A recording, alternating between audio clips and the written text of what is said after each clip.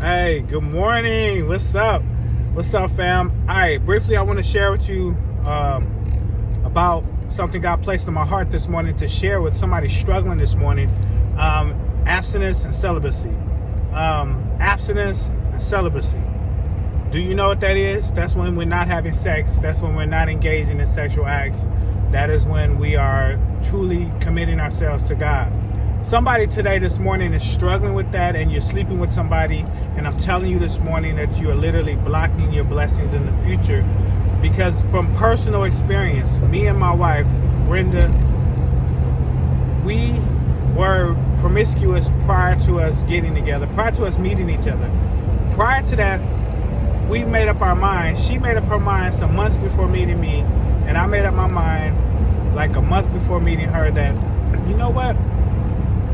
I'm cool. I don't want to sleep with nobody else. I want to just focus on you, God. And when we made that commitment, and when I made that commitment, that's when I met her. And that's when things begin to really change in our lives, when we made that commitment to live holy. And I'm not saying live perfect. I'm not saying that we are saints out here. I'm saying we decided to forego the sexual part of our lives for a season, so that we could get right with God. And I'm telling you this morning, somebody's struggling in that area, and you sleeping with that person, it's okay. Ask for forgiveness, repent, but walk in your celibacy right now. God is calling you for this season to be celibate for a reason. He wants to deal with you and work with you. And I'm telling you, on the other end of this, there are blessings attached to you being celibate. There have been blessings attached for me and my wife that we never would have foresaw. We talked about this the other day. One bad decision would have changed everything that we're dealing with right now, or have right now. From the fact that we got married and our wedding was over $25,000, and we're not owing anybody anything. From the fact that we went on a honeymoon that cost thousands of dollars. From the fact that when we got back from this honeymoon, not only did God show up and show out, we bought a house with no money down. And on top of that, my credit score went from a 580 to a 732 in about 4 or 5 months. That's all God. You can't tell me God cannot do it. But you have to do your part. You gotta abstain from your flesh and from your desires, and really, really call on the name of the Lord in those times and those moments when you're weak, and really, really don't put yourself in a bad situation where you're going to give in to your flesh, period. So on top of that, and since we've been married, we've been faithful tithers and givers. Not just tithers, 10%, yes. We've tried to elevate ourselves to become good stewards over what God has given us, from our bodies to our house to our finances to everything that the Lord has given us. And I want to share that there have been so many blessings attached to this. Our house is furnished now. That in itself is a task. That's thousands of dollars. But God has done it, and we're so blessed. And on top of that, we have healthy, amazing kids right now. They're not perfect. They have issues. We have issues. We blended. We're trying to mesh. But in the midst of all of that, God is doing it, and He's doing it. So I want to share with anybody that there are blessings attached to your abstinence. There are blessings attached to your celibacy. There are blessings attached to your singleness. And some of you are so hard up right now to look for a man and look for a woman and look for a relationship, where God is saying, nah, look for me. I'm right here. And that's basically all you need. Once I turned over a new leaf and I made a decision to walk away from a bad situation, and I made a decision to, hey God, I'm going to live for you now. I'm not going to masturbate. I'm not going to do none of that, Lord. I just want to live for you. And there were times I struggled in that area, but God has truly delivered me from that area in Jesus' name. So I'm telling the dudes, I'm telling the females, I'm telling all y'all that when you decide to commit to God, He will fully give you the desires of your heart. He told me and my wife that He will give us the desires of our heart as long as we live holy. So what you think we about to do? We about to live as holy as we possibly can. Not saying we perfect, we're very progressive. Not saying we saints, we holier than thou. We some real niggas. Let me be real. We real, but we also have a heart and a compassion for people. So when I said all this to say that at the end of the day, don't do it. You're blocking your own blessings in the future for your life, for your future wife, future husband. So if you're in a relationship where you're sleeping with somebody, turn a new leaf. Tell them, hey, look, if you want to be with me, if you really love me, then you will do the same with me and abstain and not have sex with me. And recommit yourself to the Lord.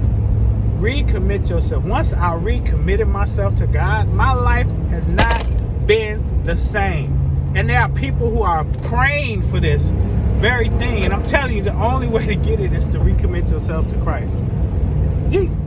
So piggyback riding on what Matthew had just said, if there is one decision that has truly changed / transformed my life, was a decision that I made of becoming celibate and abstaining from sex. Once I made the decision, after actually leaving my previous relationship, I made the decision I had a heart-to-heart talk with myself, and I was really struggling in that area because I was craving and wanting to be with someone. I wanted to be in a relationship so bad that I was jeopardizing the plans that truly God had for me in my life.